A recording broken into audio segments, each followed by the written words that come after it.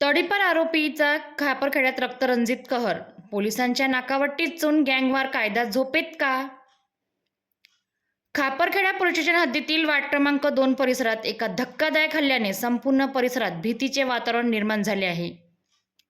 मिळालेल्या माहितीनुसार तडीपार आरोपी म्हणून ओळखला जाणारा सूरज कावडे आणि त्याच्या साथीदारांनी हिमांशू रवी कडू वय 23 वर्ष राहणार वार्ड क्रमांक 2 याच्यावर धारदार शस्त्राने प्राणघातक हल्ला करून गंभीर जखमी केल्याची घटना समोर आली आहे.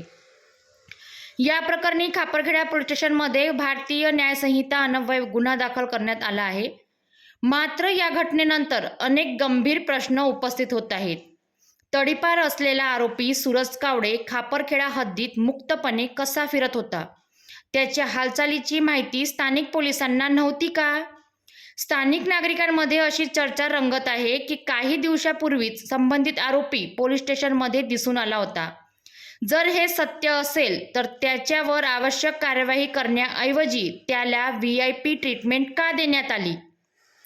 यापूर्वीही परिसरात गोळीबार, दरोडा आणि गंभीर गुन्ह्याच्या घटना घडल्या असून अनेक आरोपी अद्याप पोलिसांच्या ताब्यात आलेले नाहीत. अशा परिस्थितीत तडीपार आरोपीकडून पुन्हा एकदा रक्तरंजित हल्ला झाल्याने कायदा आणि सुव्यवस्थेवर प्रश्नचिन्ह निर्माण झाले आहे.